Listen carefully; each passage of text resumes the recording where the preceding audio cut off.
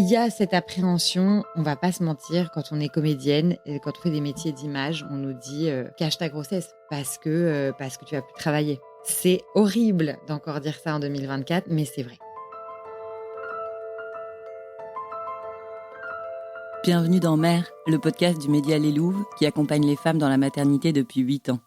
Je suis Marine Defresne, cofondatrice des Louves, journaliste et maman de 2 enfants, et j'aime au plus haut point la plongée dans l'intime et dans le secret de nos vies de femmes que nous offrent les podcasts.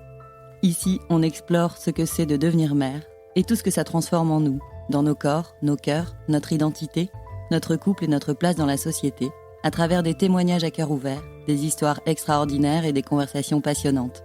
Pour ne manquer aucun épisode, abonnez-vous au podcast sur votre plateforme préférée, suivez-nous sur Instagram et sur leslouves.com. Bonne écoute. Bonjour à toutes. Laura Domange est humoriste, comédienne et autrice. Vous avez peut-être entendu l'une de ses chroniques sur France Inter dans la bande originale ou sur Téva dans l'émission Piquante. Depuis 2022, son spectacle Une nuit avec Laura Domange fait salle comble et ce n'est pas sa grossesse qui va freiner son envie d'incarner tous les personnages et tous les rôles qu'elle s'invente. Enceinte de 7 mois et demi, elle a écrit Bonne mère, un spectacle éphémère pour parler de ses folles projections de mère, de parentalité et de féminisme. Une performance à voir sur Téva absolument, en particulier si, comme elle, vous êtes à quelques jours du terme et que vous avez envie de tout lâcher. On la rencontre juste avant ce grand saut pour lui demander ce que signifie vraiment pour elle être une bonne mère. Je vous souhaite une bonne écoute. Bonjour Laura. Bonjour, trop belle intro. Il faut quand même qu'on précise qu'on est chez moi et que tu assistes à la nidification de l'appartement, qu'il y a des tringles qui traînent, des marteaux, des... C'est bien, c'est du real. Comment vas-tu d'abord ? Eh ben, je vais très bien. Franchement, moi, je suis pas pressée. Voilà, je suis bien enceinte. J'adore être enceinte. C'est vrai ? Ouais. T'as de la chance. Ouais.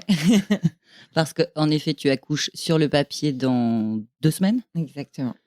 Mais pourquoi pas dans quelques heures ? Exactement aussi. Juste le temps qu'on discute un peu. Ouais. Qu'est-ce que tu préférerais maintenant ou dans 2 semaines ? Dans 2 semaines. On n'est pas prêt là.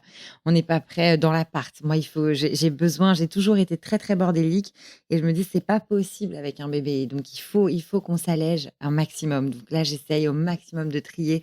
J'espère qu'il va arriver quand je dirai voilà, là on est bien. Ah, c'est bon. Okay. Comment tu vis ces dernières semaines globalement ? Est-ce que tu as levé le pied complètement du boulot, du stand-up ? Alors oui et non, parce que comme la captation du spectacle Bonne mère, je l'ai co-réalisé avec mon chéri. On a livré ce qu'on appelle le PAD, le prêt à diffuser avant-hier. Ah ouais. Enfin ouais, je dirais il y a 4 jours. Ouais. Donc on a beaucoup bossé dessus sur la post-production, voilà. Et puis il y a quand même des choses à gérer quand même. Et des réseaux sociaux à alimenter. Enfin, il faut quand même tenir au courant sa commu de ce genre de sortie. La com, quoi. Donc quand même, non, j'ai levé le pied, c'est sûr. C'est-à-dire que là, je suis plus dans les comédie clubs et tout ça. Ce qui est incroyable, ce qui m'a permis d'aller au théâtre. Et ça faisait très longtemps que j'avais pas été. Voir d'autres personnes, c'est quand même super agréable. Enfin, je vis un peu le quotidien d'une personne un peu plus normale en ce moment. Et c'est assez dingue. Donc pareil, je m'occupe de ma maison, je fais à manger, des choses que j'ai pas fait depuis le confinement en fait. Parce qu'en fait, tu es complètement indépendante, donc c'est toi qui décides de ton congé maternité et du temps que tu t'accordes. Oui, c'est ça. Et j'ai décidé de le prendre tard parce que moi, mon métier, c'est pas du tout une contrainte. Ça implique des contraintes, bien sûr, mais c'est un métier que j'adore, qui me passionne. Donc, c'est toujours très déroutant pour les médecins à chaque fois quand il y a, tu sais, une grippe, un truc et qu'ils disent bon, je vous arrête. Tu fais non, surtout pas. Ah bon, mais non, c'est pas une bonne nouvelle pour nous de s'arrêter. Donc, j'ai essayé de m'arrêter le plus tard possible, ouais. Mais de toute façon, je vois que là, je ne peux plus. C'est-à-dire que mon cerveau est vraiment branché sur quand est-ce qu'on va chez Castorama et pas sur qu'est-ce que je vais écrire comme chronique. D'autant que je deviens très, très sensible. J'ai toujours été très sensible, mais là, la grossesse permet aussi cette espèce de non-filtre. Et l'actualité m'angoisse complètement. Alors, quand je devais écrire des chroniques dessus, il fallait que je m'y confronte. Mais là, j'ai décidé de vivre dans le déni, au moins jusqu'à ses 18 ans. Tu coupes un peu, ouais, c'est pas plus mal. Ah ouais, franchement, c'est horrible. Et puis, autant moi, je peux être stressée, ça me dérange pas d'être stressée. Je sens que j'envoie pas des bonnes vibes à un petit être qui n'est pas encore là. Donc, j'essaye de lui faire un petit univers de bisounours. Mais c'est fou, hein, parce que même quand on regarde, si on veut regarder une série, un film pour se détendre, il y a quand même beaucoup de choses très, très anxiogènes. Comment tu fais alors pour faire le filtre? Eh bien, je demande, je dis: «Est-ce que vous avez vu ça? Est-ce que c'est vraiment feel good ou pas?» parce que je peux pas faire autrement. Sinon, je le prends vraiment trop, trop mal. Mais c'est terrible parce qu'en même temps, le trop feel good, moi, ça me saoule. Donc C'est quoi les trucs feel good que tu as aimé dernièrement là? alors là, ce que j'ai vu, mais bon, bah, c'est magnifique, c'est incroyable. Mais par contre, j'ai vraiment pleuré, à chacun des épisodes. C'est, Samuel sur Arte. OK. Tu l'as vu? Non. C'est trop beau, c'est un format très court de 5 minutes, c'est un dessin animé, mais c'est incroyable, c'est d'une poésie folle, c'est trop, trop beau et bon, c'est des belles larmes, en fait. Tu pleures, mais c'est pas du tout de l'angoisse, Mmh. c'est de l'émotion, de la nostalgie, plein de très belles choses, quoi. C'est très doux. Donc voilà, je recommande ça et puis sinon, bah, j'ai recommencé, l'intégrale de Marvelous Mrs. Maisel. Mmh. Bah, c'est incroyable. Moi, c'est ma série préférée.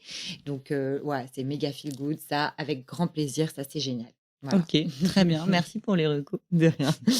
Alors l'accouchement, on en parlait juste avant Ouais, d'enregistrer, comment tu l'envisages toi et comment tu t'es préparée, si tu as eu envie de te ouais. préparer? Je l'envisage depuis peu, de façon, enfin depuis peu, depuis le début de la grossesse, de façon physiologique.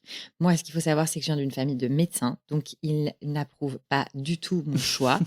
Une famille de médecins et des femmes féministes dans ma famille, très fort. Et n'oublions pas que la péridurale, ça a été vraiment vu comme une libération pour les femmes, Mmh. de se dire qu'on allait se débarrasser de la douleur, et que c'était incroyable. Je sais que ma grand-mère, quand elle a assisté à l'accouchement de ma mère, elle a dit: «Mais c'est dingue, à mon époque, on avait mal et là, c'est incroyable». Enfin, donc j'ai vraiment été élevée dans l'idée que c'est un symbole de progression et c'est vraiment important de la prendre, la péridurale. Et pourtant, quand j'ai été enceinte, je suis revenue effectivement, quelques siècles en arrière, enfin non, pas quelques siècles, hein, mais quelques décennies en arrière, en me disant que c'est très bien. Moi, je trouve que c'est super, mais dans l'idée, j'aimerais bien vivre l'expérience jusqu'au bout de cette espèce de rapprochement, de communion avec quelque chose d'assez ancestral, primitif et naturel. Mmh. Voilà. Si j'ai mal, je suis pas teubée et je suis pas maso. Si vraiment c'est pas supportable, c'est intéressant d'ailleurs la notion de douleur et souffrance. Si je souffre, non, je suis pas maso, je prendrai la péridurale sans aucun problème. Mais dans l'idée, j'aimerais bien essayer d'aller au bout de l'expérience. Tu penses que c'est de la curiosité? Je pense que c'est de la curiosité et probablement une petite forme de rébellion aussi avec, ce qu'on m'a enseigné, j'imagine. Mais c'est pas conscient, en fait. Mais c'est vrai que souvent je vois, moi, je suis vachement branchée, phyto, naturo, machin Mmh. et mes parents, bah, pour eux, c'est du pipi de chat parce que voilà, ils ont étudié la médecine et tout. Bon, très bien, mais j'ai été, moi, très médicalisée plus jeune. C'est-à-dire, non, mais dans le sens où je prenais tout le temps un médoc quand j'avais un trouble Mmh. et ça m'a pas aidée à être un peu déjà à renforcer mon système immunitaire et en plus à accepter des petits désagréments et tout. À un moment donné, j'en ai eu marre, donc j'ai plus rien pris, mais ça en est devenu un peu extrême et je me sens plus légère, en fait. Voilà, moins dépendante d'autres Mmh. trucs, et puis surtout, j'ai un problème de tolérance, je fais plein d'effets secondaires à 30 000 trucs. Donc j'ai super peur de la péridurale aussi pour ses effets Ouais. secondaires. Donc voilà. Et je pense qu'il y a un peu ce truc-là, un peu de rébellion, en même temps une curiosité. Puis j'ai lu beaucoup de choses aussi sur la façon dont on envoie au corps l'information qu'on accouche. Et donc, paraît-il qu'on est censé se remettre plus facilement de l'accouchement Mmh. après. Mais bon, j'ai la trouille quand même, hein. Évidemment. Mais ouais, et je me prépare, comme je peux, c'est-à-dire un peu mentalement. Avec mon mec, on a fait tous les préparations à l'accouchement. Pour la petite anecdote, il y a 2 prépas, auxquels j'étais pas là et lui était. Non. Du coup, il a pris des notes pour toi? Exact. C'est génial. La sage-femme n'a jamais vu ça, a-t-elle dit. Mais en même temps, bon, voilà, hein, c'est vrai qu'il y a aussi dans les prépas accouchements, c'est pas que sur l'acte en lui-même, c'est Mmh. avant, quels sont les motifs pour aller aux urgences et tout ça. Moi, j'avais pas envie de m'angoisser avec ces trucs non plus. Donc c'est très bien, il a pris des notes et puis en cas de pépin, il me le signalera. C'est top. La meilleure base, c'est d'être informé, de savoir ce qui peut se passer donc si tu as en plus Exactement, un relais, c'est pas mal. On a fait, l'aptonomie. vous avez aimé? Je suis mitigée, c'est-à-dire que je trouve que c'est très bien, en soi, mais j'ai l'impression que nous, de base, on faisait déjà tout ce qu'on nous a appris. C'est vrai que la 1re chose qu'elle nous a dit, la thérapeute, et ça m'a vraiment marquée. Elle a dit à mon mari: «Vous n'hésitez pas à à mettre la main sur le ventre de votre femme. Vous savez, une maman heureuse, c'est un bébé heureux. Et j'étais là, mais c'est horrible, ça veut dire qu'il y a des mecs qui ont vraiment besoin d'entendre ça. Évidemment. C'est Je crois ouf. que tu as beaucoup de chance. Ah ouais, nous, il n'y a aucun la question de se poser même pas, quoi. Ok. Donc voilà. Il y en a qui en ont besoin. Il y en a qui en ont besoin. Ah, Voilà, ouais. donc je pense que ça s'adressait pas trop à nous, mais on est quand même allé au bout parce qu'on est des grosses vicos et qu'on n'osait pas lui dire qu'on arrêtait. Est-ce qu'il y a d'autres choses que tu as préparées seule? Des lectures, des pratiques? Tu m'as dit que tu avais fait du yoga, je crois. Est-ce que tu as Ouais, je aimé? fais du yoga prénatal, c'est incroyable, ça m'a réconcilié avec le yoga. Moi, Tu pratiquais pas du tout avant? en fait, j'ai juste beaucoup pratiqué. Et puis, j'étais un peu trop dedans, je crois. À un moment donné, je devenais un peu monomaniaque. C'était il y a longtemps, hein, vers 2014, un truc comme ça. Et donc, j'ai coupé complètement avec le yoga. Et je ne supportais plus faire un chien tête en bas, en fait. Vraiment, mais ça me renvoyait à cette époque-là. Et je crois que je devais être un peu déprimée à cette époque. Et du coup, le chien tête en bas me refoutait dans la déprime. Donc, je supportais plus le yoga. Et là, incroyable, cette rencontre de yoga prénatal avec cette femme que je vais citer qui s'appelle Lauriane, qui est super, qui enseigne au Lucine, c'est une maison de naissance à Bagnolet. Le cours, on est 6 dans le cours maximum, on peut pas, c'est tout petit. Et vraiment, c'est le truc qui fait le plus de bien que j'ai fait pendant toute cette grossesse. C'est mieux que l'ostéopathie, que l'acupuncture, que tous les trucs qui peuvent soulager les maux de dos, de jambes, de lourdeur, la sensation de lourdeur et d'oppression. Là, moi, je l'ai vraiment eu pendant la grossesse. Avec le yoga, c'est incroyable. On recrée de l'espace. J'ai vraiment adoré faire ça. Et je continue une fois par semaine. C'est pas énorme, mais c'est déjà C'est super. très bien. Les lectures, alors oui, on m'a offert le Père Nou, que Ouais, tu peux voir ici, hein, indétrônable. indétrônable, que j'ai feuilleté un peu et puis ça m'a un peu saoulée parce que quand même, grâce à Instagram, aujourd'hui, on a quand même des infos beaucoup. Donc voilà, avec mon mec, on s'envoie beaucoup de réels, de trucs comme ça, et c'est plus digeste que ces espèces de gros pavés. Voilà, j'ai lu les BD de Lucie Gomez, bien Ok, sûr. oui. Alors, bien, mais avec des gros bémols quand même, à savoir que vraiment, là, c'est très binaire sur le... je Péri trouve. ou sans péri? Ouais, j'ai trouvé. J'ai trouvé que c'était très binaire sur le... En gros, la péri, c'est mal et c'est la faute au patriarcat. Et la physio, c'est bien et vive les femmes. Mais moi, non, je pense qu'effectivement, l'accouchement, c'est un savoir-faire qui se transmettait de femme en femme et qui a été effectivement instrumentalisé par la médecine et les hommes, c'est vrai, mais je ne suis pas d'accord avec la péridurale. La péridurale, ça a été quand même une vraie avancée, un vrai soulagement pour Bien les sûr. femmes qui ne sont pas obligées de souffrir. Le côté tu enfanteras dans la douleur, je ne suis pas d'accord avec ça sur le papier. Donc là-dessus, je ne suis pas d'accord, Madame Lucille. Mais sinon, merci d'avoir fait une BD parce que c'est plus digeste que les trucs, quoi. Sur la physio, il paraît que c'est très éclairant. Ouais. Et sinon, surtout, c'est les témoignages des copines. Ah ouais, je me demandais justement, est-ce que tu as demandé, parce qu'il y en a parfois qui veulent pas savoir, mais est-ce que tes copines sont Oui. toutes mamans ou quelques-unes? Non, pas du tout. Nous, on est vraiment des outsiders dans le sens où on commence juste à rentrer dans l'ère des bébés et on a 37 ans. Donc, quand je dis nous, c'est ce groupe de potes. Et en fait, incroyable de partager comme ça tous ces témoignages. Et ce qui est aussi super sympa, c'est que plein de femmes humoristes avec qui j'étais pas forcément intime, quand elles ont appris ma grossesse, elles m'ont tout de suite écrit, elles se sont manifestées, elles m'ont filé les transats dont elles se servaient plus, tu vois, des trucs comme ça. Enfin, il y a une belle sororité qui s'opère et une communauté de mamans que je découvre qui est extraordinaire. Pareil, les voisins, enfin, tu vois, en fait, voilà. Donc ça, j'ai énormément de chance parce que j'ai été entourée de plein de copines, des personnes avec qui des liens sont renforcés depuis cette grossesse parce que beaucoup d'entraide, de transparence aussi. Et ça m'aide et ça m'apaise énormément. Ouais, tu te sens entourée. Ah ouais, je me sens je me sens entourée et surtout je me sens un peu guidée parce que c'est un monde, quoi. Je veux dire, il y a un business autour des bébés qui me débecte profondément. C'est-à-dire que le môme n'est pas encore là, il baigne déjà dans une société méga capitaliste parce qu'on te dit qu'il faut acheter le sèche-biberon, la poubelle à couche, enfin des trucs tellement spécifiques. Enfin, c'est aussi drôle qu'un épluche ananas, quoi. Je veux dire, moi, c'est des objets desquels je suis pas du tout familière. Et j'ai envie qu'il y ait le strict minimum parce que, voilà, encore une fois, je déteste me sentir encombrée. Mais là, on nous vend les choses comme si c'était indispensable et comme si soit notre vie allait être un calvaire si on n'avait pas ces objets, soit on est une mauvaise mère. Voilà, ça, on en revient toujours là. Si on franchit pas ces étapes-là, et ça me dégoûte profondément. Donc, j'ai de la chance aussi. Moi, je fais un enfant tard, donc parmi mes cousines, je suis la dernière à en faire. Et c'est super parce que je passe après elles. Donc, j'ai pu ouvrir un magasin de vêtements, hein, vraiment littéralement. Elles m'ont tout donné. C'est extraordinaire. Et j'adore me dire que ça crée une seconde vie. Voilà, il y a ces vêtements qui ont servi 1 mois, 2 mois, pas plus.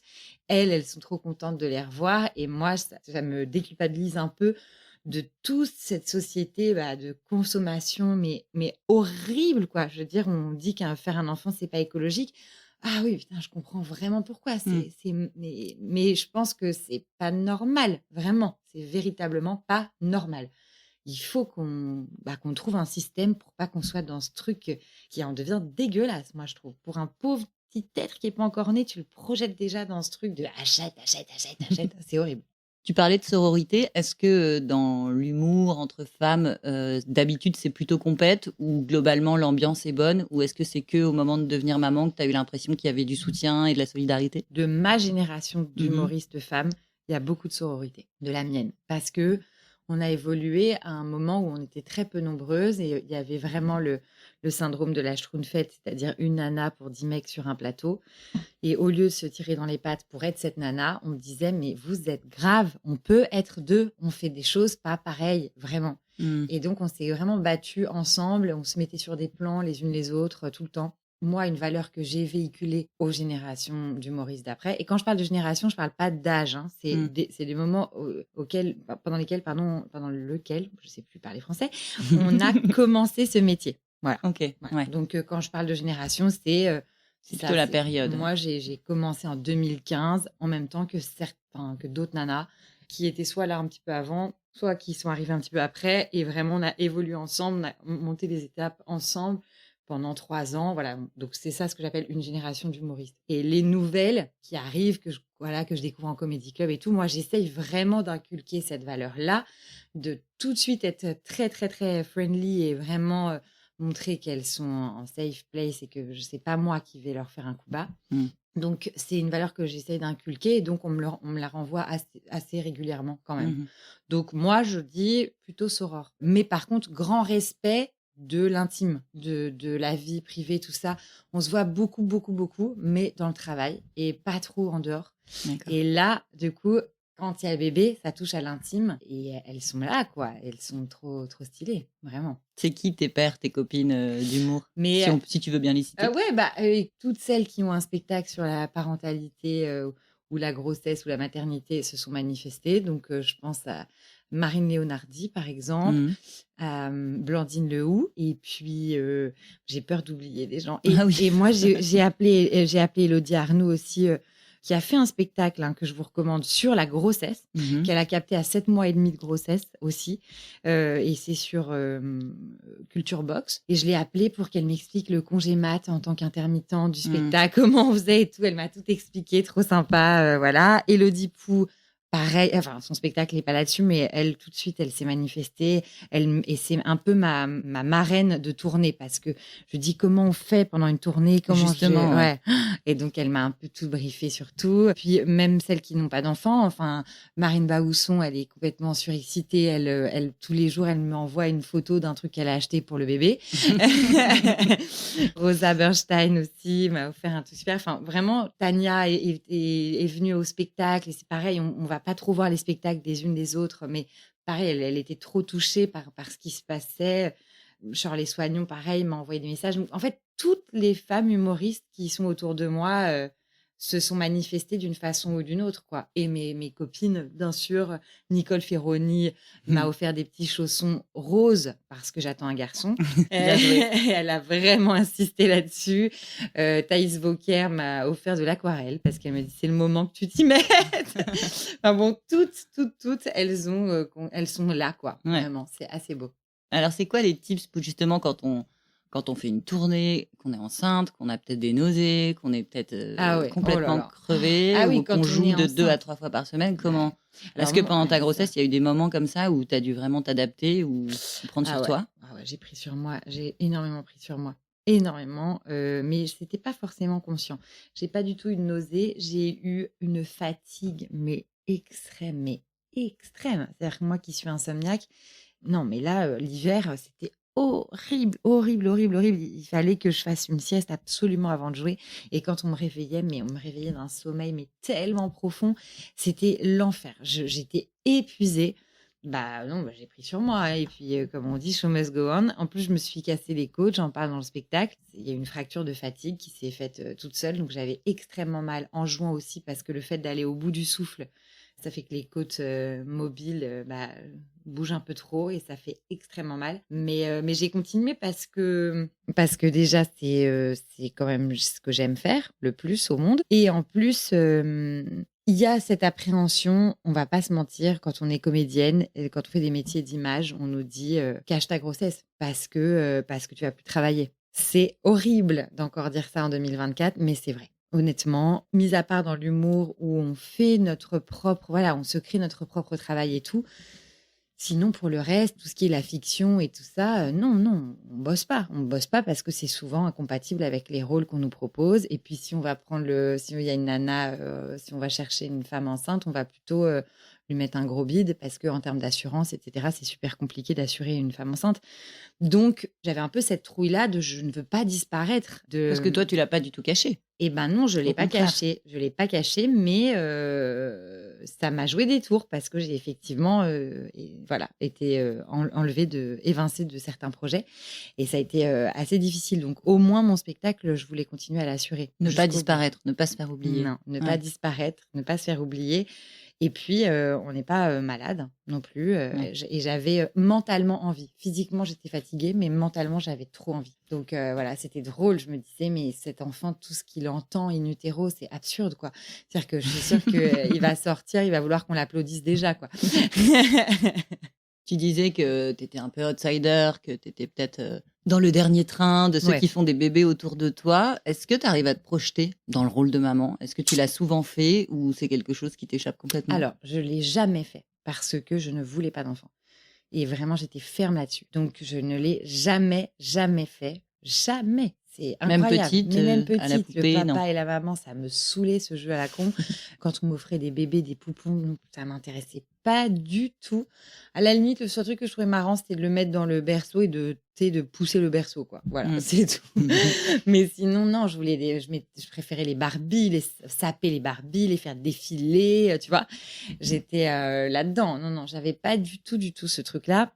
Mon rapport aux enfants, c'est que j'ai beaucoup d'empathie, ce qui est terrible. C'est-à-dire que je vais vraiment être très mal si je vois un enfant qui a un chagrin, ça va m'anéantir. Mais donc c'est pas du tout une qualité cette empathie, ça m'empêche d'agir. Tu vois ce que Mmh. je veux dire? Donc je suis un peu trop envahie émotionnellement par les enfants et à contrario, je m'ennuie énormément. C'est-à-dire que, jouer avec un enfant, ça me va 2 minutes, mais pas plus, quoi. Ça me saoule. Tout ce que ça implique, honnêtement, ça me fait chier. Voilà, je le dis en toute transparence et je m'en fous.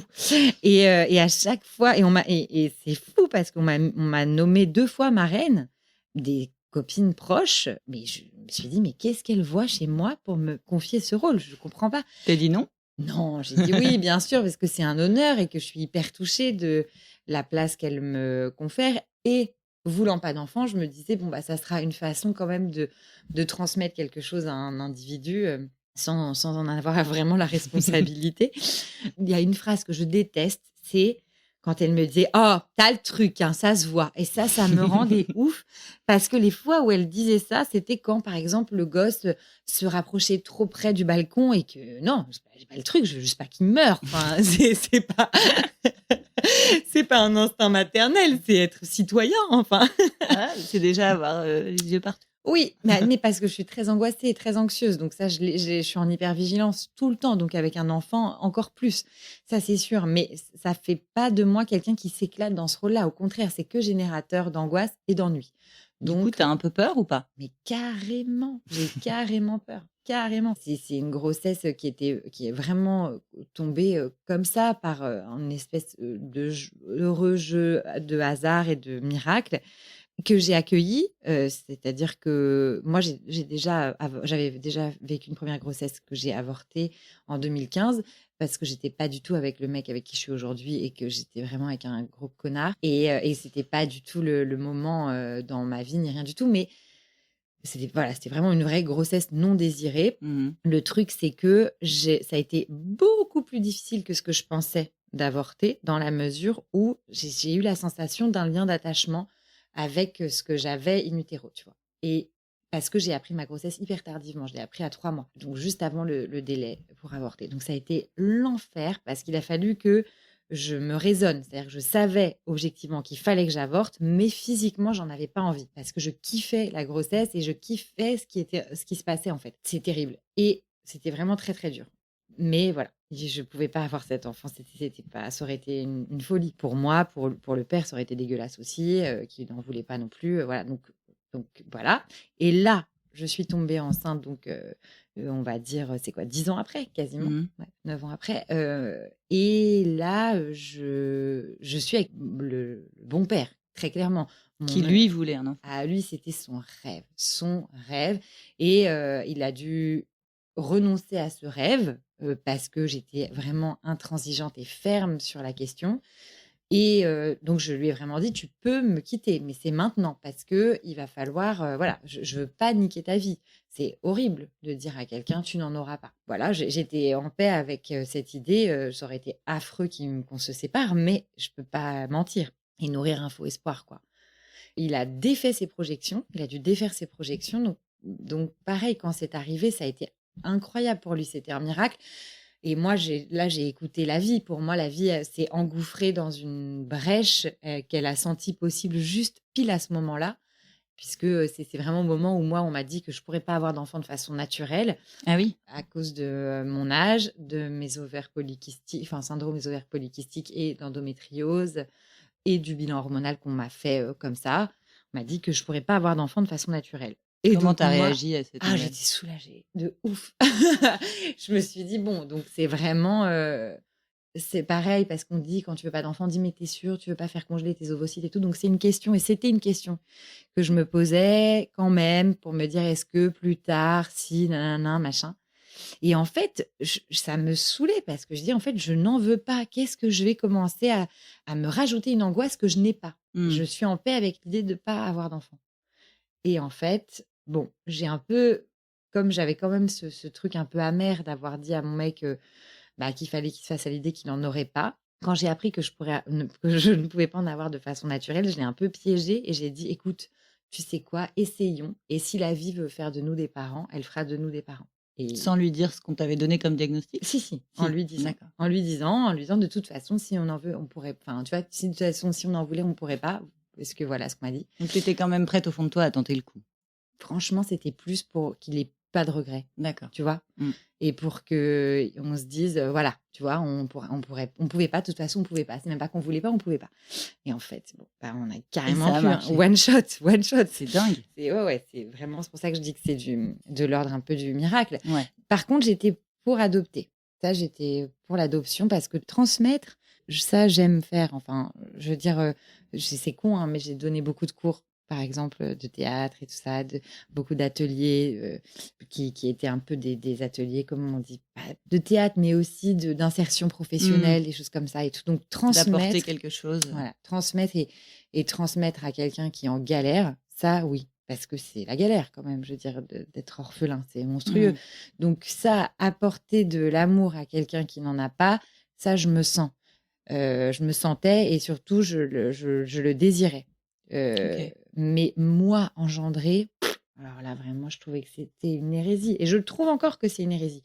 Mais c'est étrange parce que tu dis quand même que la première fois que tu es tombée enceinte, tu as eu un sentiment d'attachement Oui, assez rapide, ce qui est plutôt rare, donc ouais. tu as réagi et tu l'as mal vécu. Et pourtant, dans les années d'après, tu continues de dire que tu Mais voulais pas parce que, d'enfant? ouais, parce que moi, je trouve que c'est, tu vois, qu'il y a suffisamment de gens sur Terre, que il y a beaucoup d'enfants en galère, que Mhm. moi j'ai de la chance d'être privilégiée, etc. Donc que je peux et peut-être aider quelqu'un qui va être en galère, alors que engendrer, moi je trouve que c'est, pour moi, hein, Mhm. profondément égoïste et inconscient. Et comme je suis très angoissée, je vais me créer une nouvelle angoisse. Alors que là, je peux que quelqu'un qui vit dans un orphelinat, ça peut que être mieux ce que j'ai à lui Mhm. proposer. D'accord. Tu vois ce que je veux dire? Mhm. J'avais ce truc-là, voilà. Mais bon, peut-être qu'on adoptera quand même. Peut-être, Peut-être, peut-être. ouais. Est-ce que tu as déjà fait des choix? Du coup, on comprend que tu es quand même, je sais pas si on dit écolo, mais en tout cas, hyper, concerné par tout ça. Ouais. Est-ce que tu as déjà décidé, par exemple, qu'il y aurait pas de couches, Non. jetables chez toi? Est-ce que tu as fait des choix comme ça ou est-ce que tu t'en remets, Alors, au destin? je suis écolo dans la tête, mais dans les faits, on peut pas dire ça. Franchement, je vis à Paris. Tu vois, je fais des tournées, par exemple, et même si c'est que en train, c'est quand même plus d'empreinte carbone que de rester dans son propre quartier. Donc voilà, je suis pas du tout exemplaire. Il y a, pour moi, dans l'écologie, il y a deux choses. C'est comme sur la péridurale, c'est-à-dire que c'est très bien, c'est indispensable. Je suis complètement consciente des réalités écologiques, ça oui. Par contre, j'en ai ras-le-bol que ça retombe sur les femmes. Et je trouve que c'est devenu une nouvelle façon d'aliéner les femmes, l'écologie.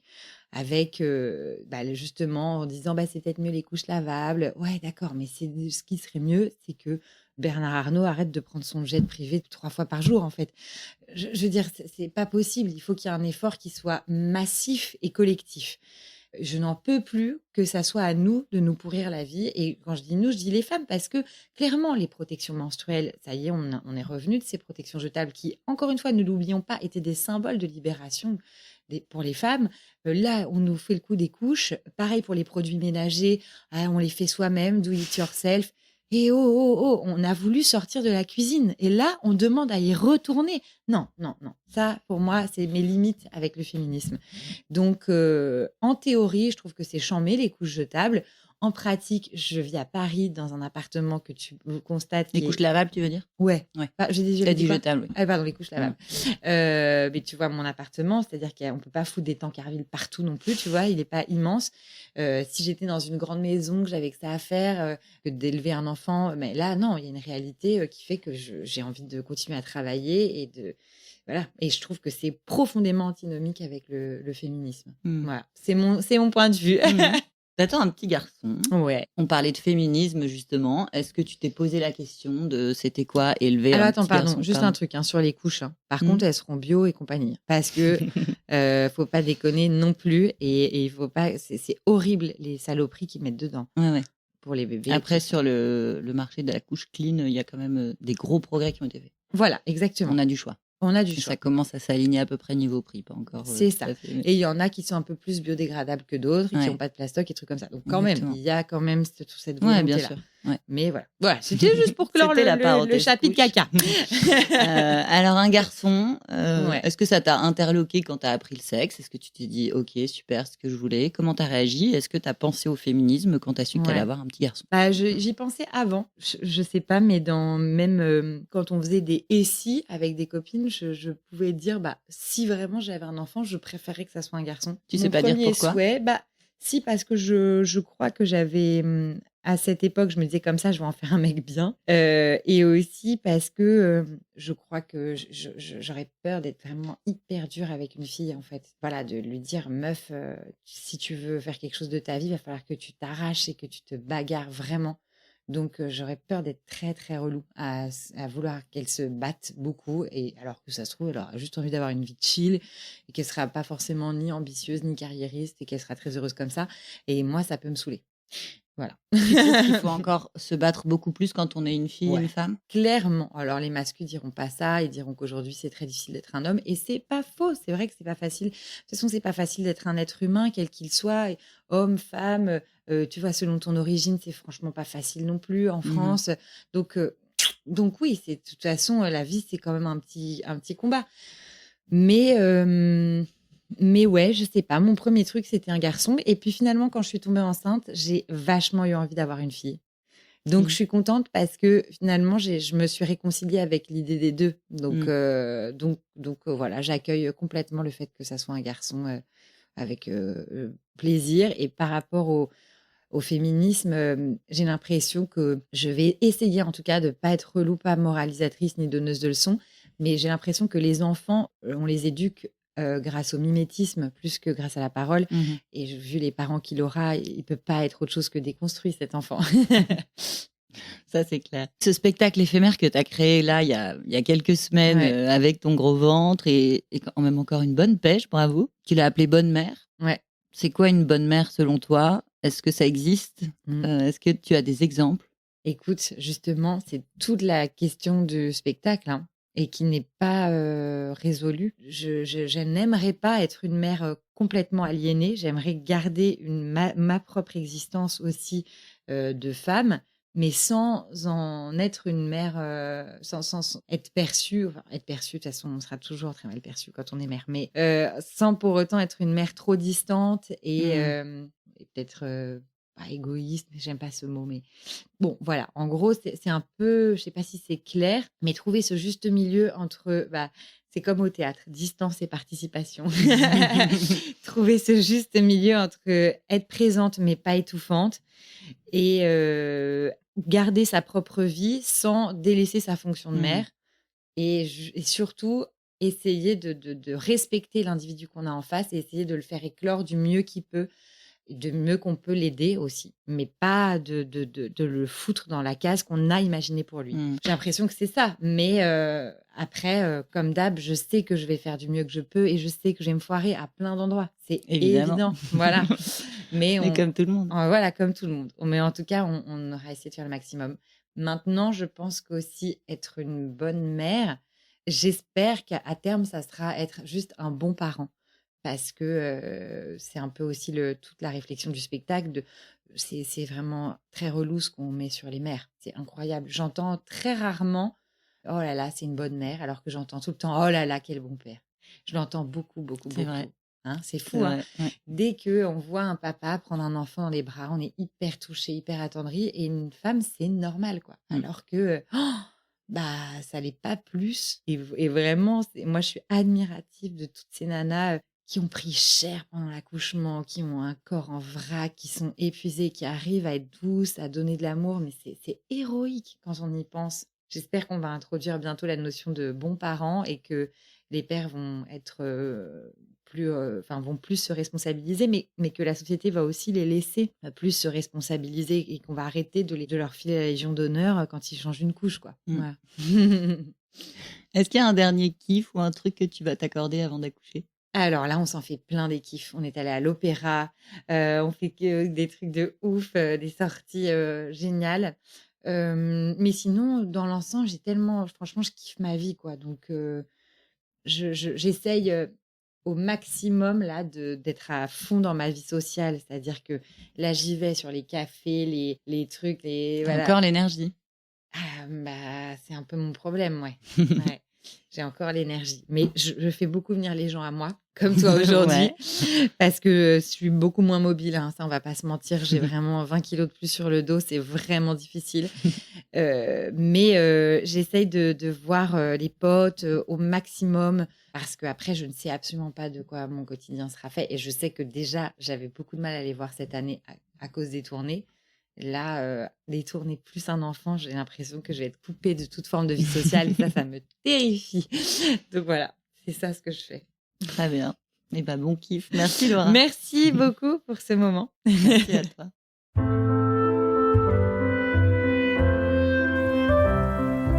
C'était un nouvel épisode de Mère, le podcast du média Les Louves. J'espère qu'il vous a touché ou inspiré. Si vous aimez notre podcast, soutenez-le sur votre plateforme d'écoute avec quelques étoiles et un commentaire qui nous aideront à produire encore plus d'épisodes. À bientôt sur Les Louves et merci pour votre fidélité.